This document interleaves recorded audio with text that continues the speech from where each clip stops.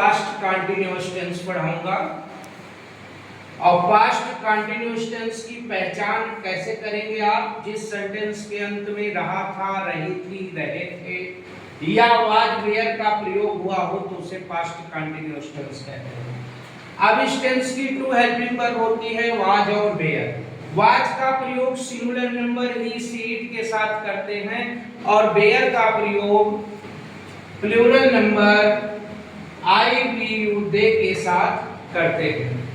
Affirmative sentence सबसे पहले subject, फिर हेल्पिंग वर्ब, फिर मेन वर्ब के फर्स्ट पार्ट में आईएनजी, फिर ऑब्जेक्ट लिखते हैं। जैसे राधा बाजार जा रही थी, अगर आपको यह सेंटेंस दे दिया जाए कि यह किस टेंस का है तो जा रही थी, खा रही थी, सो रही थी, तो रही थी आ जाए तो जान लेना कि वह पास्ट कंटिन्यूअस टेंस है। अब राधा बाजार जा रही थी, किसका फॉर्मेट है? ये अफर्मेटिव है। सबसे पहले सब्जेक्ट राधा, तो राधा सब्जेक्ट कैसे है?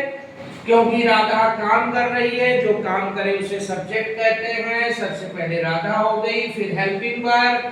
हेल्पिंग वर्ब इस पास्ट कंटिन्यूअस टेंस का वाज वेयर होता है। राधा सिंगुलर है इसलिए वाज लगा है, क्योंकि सिंगुलर के साथ वाज लगता है, प्लूरल के साथ वेयर लगता है। यहाँ मैंने लिखा हुआ है। उसके बाद फिर हम मेन वर्ब लिखेंगे। मेन वर्ब क्या होगा? गोइंग। गोइंग कैसे मालूम मेन वर्ब है? क्योंकि राधा के काम को ही मेन वर्ब कहा जाता है, इसलिए गोइंग आपका मेन वर्ब है। और कहाँ जा रही है? मार्केट। तो Radha was going to market. इसी तरीके से गाय घास चर रही है। The cow was grazing the grass. इसी सीरियल में नेगेटिव सेंटेंस आपने लिखा है, आप फॉर्मेट देख लीजिए। Subject, helping verb, not, main verb के फर्स्ट फॉर्म में ING plus object.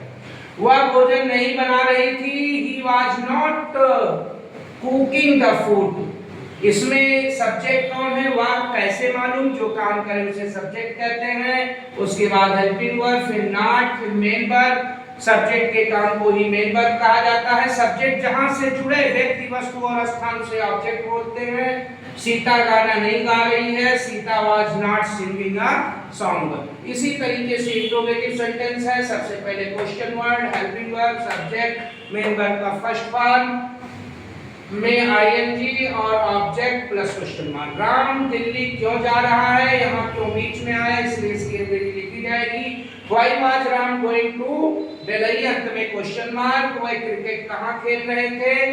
Where were they playing. Where were they playing a cricket, अंत में क्वेश्चन मार्क। अब किसी खेल के नाम के सामने आ और दा कैसे लगता है? अगर वो मैदान का खेल है तो आ लगाइए, घर के अंदर का खेल है तो दा लगाइए। इसी तरीके से ये आप पास्ट कंटिन्यूअस टेंस नोट कर लीजिएगा, फिर बना लीजिएगा। इसके सारी फॉर्मेट याद कर लीजिए, इसका पहचान याद कर लीजिए और उसके बाद आप आसानी से किसी भी टेंस का ट्रांसलेशन कर सकते हैं।